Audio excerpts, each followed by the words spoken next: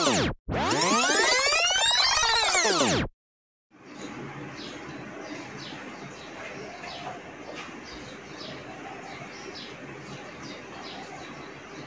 Everyone, तो आज के सेशन में हम देखने वाले हैं जो लाइफ प्रोसेस का वेरी इंपॉर्टेंट पार्ट्स है ट्रांसपोर्टेशन इन ह्यूमन बीइंग। तो स्टार्ट करते हैं ट्रांसपोर्टेशन इन ह्यूमन बीइंग। तो आज के सेशन में हम एक्सप्लेन करने वाले हैं कि ह्यूमन बीइंग के अंदर में जो फूड कंटेन है, न्यूट्रिएंट्स है, उसको किस तरीके से ट्रांसपोर्टेशन किया जाता है और वो ट्रांसपोर्टेशन किस मीडियम से, किस रास्ते से होता है, कौन कौन वहाँ पे इस्तेमाल किए जाते हैं, कौन से कंटेन वहाँ पे इन्वॉल्व होते हैं, हम देखेंगे। तो ट्रांसपोर्टेशन का जो मेन ट्रांसपोर्टर है वो है अपना ब्लड। तो ब्लड ही मेन ट्रांसपोर्ट करने का काम करता है।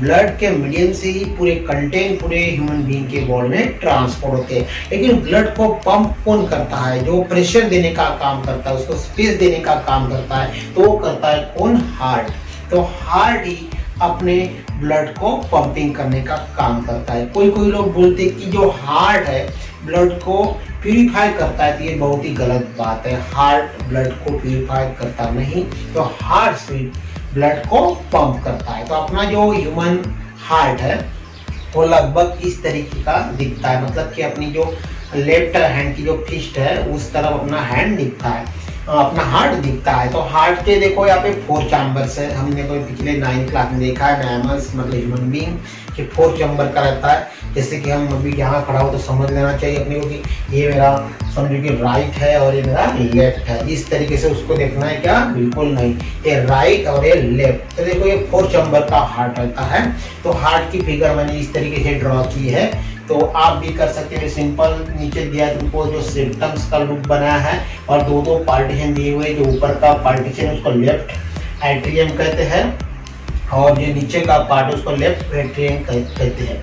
देखो जो वेंट्रिकल से नीचे का लेफ्ट और ऊपर का एंट्रियम। तो देखो और उसके ऊपर जो दिया है पल्मोनरी वेन्स दिया है और पल्मोनरी आर्टरी दिया है। तो देखो ऊपर जो है वो अओर्टा दिया हुआ है, वेन्स कावा राइट एट्रियम, ये वेना कावा है, राइट वेंट्रिकल्स है और ये सेप्टम का पोर्शन है। तो आपको यही देखना है कि जो ऑक्सीजनेटेड ब्लड है, डीऑक्सीजनेटेड ब्लड है, वो किस तरीके से हमारे हार्ट में आने के बाद में उसको लंग्स की तरफ लिफ्ट किया जाता है और लंग्स ही ब्लड को प्यूरिफिकेशन करते हैं। जब हम सांस लेते हैं तो वहां से ऑक्सीजन जो सांस में आता है वो ऑक्सीजन वो जो ब्लड में मिलता है उसी टाइम वहां से कार्बन डाइऑक्साइड रिलीज कर रेस्पिरेशन प्रोसेस में हमने देखा है। लास्ट वीडियो में हम लोगों ने उसको अच्छे से देखा है।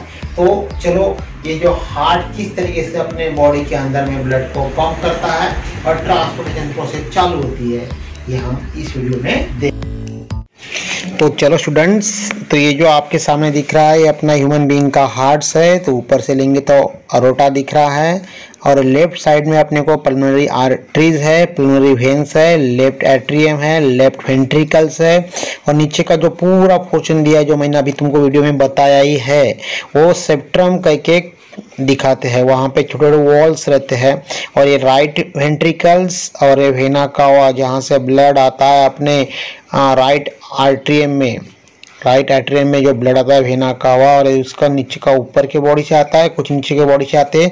तो उसके 2 अपर बॉडी लोअर बॉडी के पार्ट होते हैं और ये जो ऊपर लंग्स को जॉइंट रहता है। तो ये फिगर यहाँ पे हम लोगों ने देखी है। तो आगे हम देखते हैं कि the heart is a muscular organ which a big as our fist. अपने मैंने बताया पहले आपको ही कि अपने लेफ्ट हैंड के फिस्ट इतना वो रहता है। Oxygen and carbon dioxide have to transport by the blood. The heart has different chamber to prevent the oxygen rich blood from mixing with the blood content carbon dioxide. The carbon dioxide rich blood has rich lunch and carbon dioxide to be remove. The oxygenated blood from the lungs has to be the back the heart. देखो oxygen वाला जो lungs से पूरा heart में आता है, carbon dioxide वाला अपने हार्ट से लंग्स की तरफ जाता है। तो देखो यहाँ पे जो ब्लड पंप करता है तो कौन करता है? तो अपना हार्ट ब्लड को पंप करता रहता है। We can follow the process step by step. देखो 4 चैम्बर का है तो स्टेप बाय स्टेप एक प्रोसेस होती है। Left atrium relax with the collecting the blood the contract while next chamber the left ventricle expand the blood transport to it when the muscular left ventricle contracts in the turns. तो देखो ventricles और atrium, right atrium और left ventricle का contraction रहता है और right ventricles और left atrium का कॉन्ट्रैक्शन रहता है। तो जैसे तुमको मैंने बोला कि एक मुट्ठी खुल जाती है, दूसरी मुट्ठी बंद रहती है, उस तरीके से इनका रिएक्शन होता है और पूरे बॉडी में इस तरीके से ब्लड को घुमाया जाता है।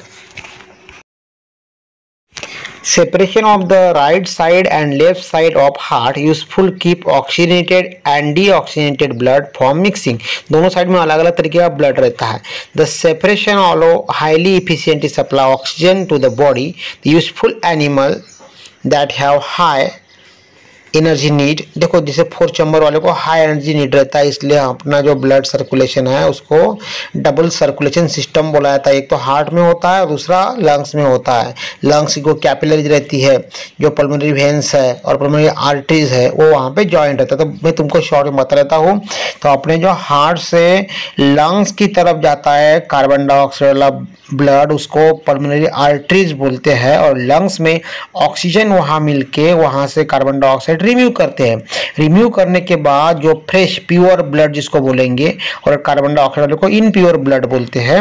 तो प्योर जो ब्लड है वो पल्मोनरी वेन से लंग्स में आता है और लंग्स में जैसे ही आ गया तो वो लेफ्ट एट्रियम में आएगा, लेफ्ट एट्रियम से लेफ्ट वेंट्रिकल्स में जाएगा और लेफ्ट वेंट्रिकल्स के बाद में जो छोटी छोटी कैपिलरीज रहती है बॉडी ऑर्गन्स के अपार्टमेंट में, वहाँ पे पूरा एक वेन्स का जाला रहता है। वो जाले में वो ब्लड जहाँ जहाँ बॉडी को लगता है वहाँ वहाँ सर्कुलेट होता है और उसमें ऑक्सीजन यूज होकर कार्बन डाइऑक्साइड मिल गया तो वेना कावा के मीडिएटर से फिर अपने कहाँ जाता है, वो राइट वेंट्रिकल्स में जाता है, सॉरी राइट आर्टरी में जाता है। राइट आर्टरियम से राइट वेंट्रिकल्स में आता है और पंप होके फिर वो और लंग्स की तरफ कौन लेके जाता है, उसको पल्मोनरी आर्टरीज लेके जाते हैं और वही प्रोसेस डबल सर्कुलेशन की वहाँ पे होती है। इस तरीके से अपने बॉडी का जो ब्लड है वो सर्कुलेशन और पूरा फिल्टर होते रहता है। समझ में आ गया? ओके। यहाँ पे 4 चैम्बर हार्ट के बारे में शॉर्ट समरी बताई हुई है कि देखो वेन्स जो है deoxygenated blood expect of the pulmonary veins और आर्टरीज जो है ऑक्सीजन वाला ब्लड एक्सपेक्ट करता है आर्टरीज में, और जो वेल्व्स रहते हैं वो ब्लड को नीचे नहीं आने देते बैकवर्ड्स, इसलिए वो वन वे चलने वाली प्रोसेस है अपने बॉडी की। वो नीचे अगर आएगा तो पूरा जो डीऑक्सीनेटेड ब्लड है वो ऑक्सीजनेटेड ब्लड में मिक्स हो जाएगा, इसीलिए ब्लड ट्रांसपोर्टेशन ये वन वे चलने वाली प्रोसेस है, वो कभी भी बैकवर्ड नहीं आती, आगे आगे ही उसको पिकअप किया जाता है, पुशअप किया जाता है, बैकवर्ड वो आती नहीं। इस तरीके से अपने बॉडी में हार्ट के माध्यम से पूरे ब्लड को पंप किया जाता है। यहाँ पे तुमको एक स्ट्रक्चर दिखाया हुआ हार्ट का, जो मैंने भी तुमको फिगर बना के दी थी, एज ए सेम स्ट्रक्चर है। और ये रेड वाला दिख रहा है ऑक्सीजन वाला था, वो ब्लू दिख रहा था वो डीऑक्सीजन वाला था। और सर्कुलेशन में हार्ट का स्ट्रक्चर अपने लंग्स के साथ ज्वाइन किया हुआ है और कैसे वहाँ से कार्बन डाइऑक्साइड को अलग करते हुए यहाँ बताया है। उसके बाद ये ब्लड जो वेसल से पूरे बॉडी में रहते हैं छोटे छोटे, तो वो भी यहाँ पे दिखाए हुए हैं। तो आगे चल के हमको देखना है कि आर्टरीज मतलब क्या है, carry blood away from the heart. Capillary मतलब क्या है, जहाँ ब्लड की जरूरत रहती है वहाँ पे वो ब्लड को जाके पहुँचाते हैं। और वेन्स मतलब क्या है, तो अपने रिटर्न लाता है हार्ट की तरफ ब्लड को। तो ये उसके फंक्शन है। स्ट्रक्चर भी दिया हुआ है, जो आर्टरीज स्ट्रांग रहते हैं, कनेक्टिंग रहते हैं, इलास्टिक रहते हैं, जो कैपिलरीज है छोटे रहते हैं वो, और ये क्वाइट थिक रहती है अपने कोटिंग वाली वेन्स। ओके, तो चलो इस तरीके से हम लोगों ने पूरी अच्छी तरह से ये ट्रांसपोर्टेशन समझ लिया है। तो आगे इसको अच्छे से पढ़ लेना। Okay, thank you so much.